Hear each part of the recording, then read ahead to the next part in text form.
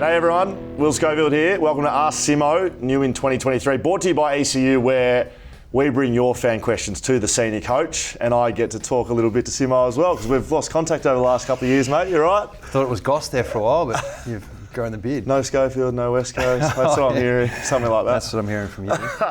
Mate, how's the pre-season been? We come to round one here, and I know the result, you lose. I'm assuming that's not the plan through the pre-season, but the pre-season build-up seemed positive, and then you go and lose. What's the mindset like in the group?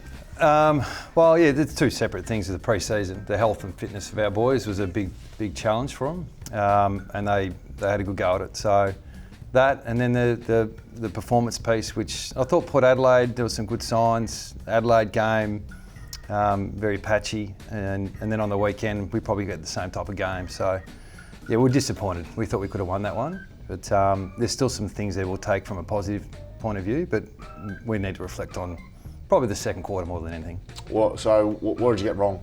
You come out of it? Well, looking at the numbers, and you would have seen it, the metres gained from clearances is probably a big thing. It was like a kilometre more North had, so we that's can. A fair bit. That's more than I used to run in games. Usually. Yeah, probably two games. You'd be in the box going. But there's that. So I mean, we looked at that. And that was throughout the whole game, so we think that's something we need to address pretty quickly. How to minimise that, and break even that, and the game probably looks a bit different. What did you get right? Like from me, the eye test, there were some things that were positive. Yeah, well, what was new was the four kids. Or Hunt's not a kid, but the four debutants. I think there was probably four guys who haven't played for 12 months. So the synergy of the group, I spoke about it a little bit, but that was all new and exciting. And I think it took a little bit of time to get that connection with the young guys. Probably took to the second half where we started to see Long come into the game and Ruben do his thing, and then the Alan Darling combination is newish. So yeah, all those things we thought we took some small steps forward, just the fact they were together. But it just wasn't good enough. The first 20 minutes pretty sharp, and then probably the next half an hour was pretty poor. So yeah, there's a balanced look at this game. How do you shift the mindset then? I've been involved in losing round ones, winning round ones, and seasons can go either way, no matter what the performance is like. That's your job a little bit, the mindset element. Like, what do you do about shifting that? We're pretty, as you know, we're pretty pragmatic. It is what it is. So we'll go through it today. I think I heard three coaches say we're not going to throw the baby out with the bathwater. I wasn't one of them. You used to say that. No, I didn't. And yeah, we're obviously that analogy's, it's not all about round one. So yeah, we'll review the game like we normally do, mate, and we'll get on with it and try and get better as quick as we can. Very good. All right, let's get into some of the fan questions. First question is from Shane B31 on Twitter. The big difference in the game, this is from Shane, was North beating us in contested footy and at ground level, especially in the second quarter. What do you look at tweaking to avoid a repeat? Well, so the result of that was probably the clearance metres. So contested possessions were minus 34, I think, for the game. So just not good enough. So there's method, there's work rate, there's how clean you are in your fundamentals. All those combined gave us that result. So it's our biggest area of improvement, and until we get that right, we won't be consistent. So we're onto it. There you go, Shane. Mitchell Aiden on Facebook says your transition at times was looking much better from his point of view. Some good overlap, run and handball chains. Is it difficult for the players to know when is the right time to go and when is the right time to stay? Well, you should know, Scoey. You had issues with that yourself. No, this isn't a review of me. I'm no longer here. No, look, the game's trending in a way that's a lot more. The transition's a lot more quicker, and your ability to move the ball quickly. Obviously, you need to defend it as well. So, teams that go too slow won't score. Teams that go too fast might get scored against. So, finding that rhythm for us is something that's a bit new to us. So we've traditionally been a ball control team, and transitioning into a faster ball movement side is something we're looking forward to doing. And there was periods where it looked really, really good, and there was periods where you weren't allowed to go quick. It was too hard. So not that you weren't allowed, but teams defend you well. So yeah, we're working through that. But we saw some signs that we're on the right path. question back from me. Is that a hard balance to change? A lot of people talk about the kick mark footy, West Coast, been known for a period of time, and it looks like the group is changing that. On the back of some of these sides like Geelong, Collingwood, just springing to mind, you've got those go modes.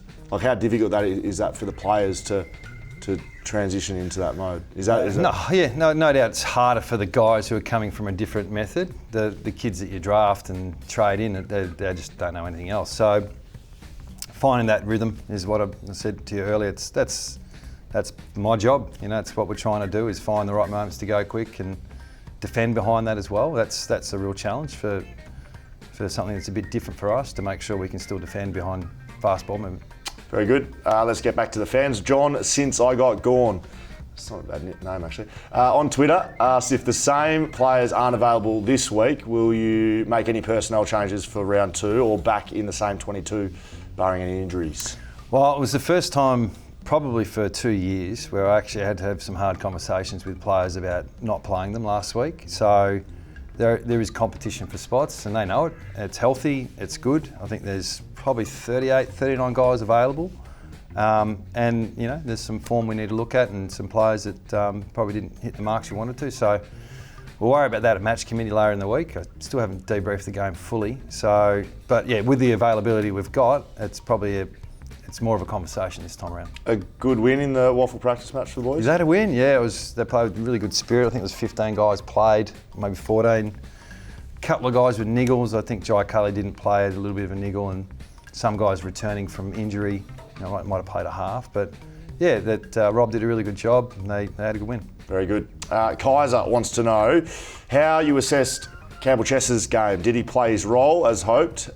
Or, if not, do you persist with him as he finds his feet as a youngster, or consider getting him some time in the waffle to build confidence? I hope you persist with him, is what Kaiser says. Yep. Kaiser? Yep. And Scully. Well, it's interesting, to find everyone's different, but the first game is in particular, you'd like to give him a good look at it. He hasn't played much football at all in the last 4 years, really. I think he's played probably 5 or 6 games. So finding the balance between just keep backing the kid in and keep learning on the run, and go back and find some form and feel good about yourself, that's with every player. So we'll make that assessment later in the week, talk to Chess, see how he's feeling. The role that he plays is sometimes a challenging one, being that winger. Sometimes you just feel like you're running up and down the tram track. So, haven't had a chance to fully review his game, but I think there's some improvement there. Did you like eye test what you saw from the young guys, like those 3 in particular? Jimby, Chesser. Look, there's some things there that first game is playing against a Cunnington. You're going to get worked out a little bit, but they're the things you're willing to persist with some of the good things we saw with Long's. You don't know Long very well, but he's an infectious young, happy to be an AFL player, wants to do everything he can to play. He's got that about him, and I think the guys really like playing with him. So, I think he might be a little mini cult hero, this boy coming through. I think he's going to be well liked. So he did some good things in the second half in particular, and Ruben, 12 tackles, for the game. Third most debutant. And he's only going to pick up the speed more and more. Strange enough with Ruben, he played a lot of football down back. He wasn't really a midfielder. So I think the under-18s competition this year was his first transition into playing midfield. So he's still got a lot to learn with the craft and how to actually play on really good players as well. So we'll be patient with him, but he's got something about him. That's good to hear that you're getting Backman into the midfield. I do like that, Simmo. And finally, Jeff Wiktorski on Facebook is desperate to know, how do you like your steak cooked? I feel like Tim Gossage is in the back there somewhere, the ghost of Tim. How do you like it? Medium. Do you cook it? Sometimes, yeah. What about you? Yeah, I'm medium rare, actually. Okay. I'm actually a pretty bad cook, though. Good to know. Yeah. Thanks, Simmo. That brings us to the end of our Simmo, courtesy of ECU. Thanks for your time, Simmo. Good luck next week against the Giants. If you need any help down there, I'm not fit enough and I'm not available. I've lost your number.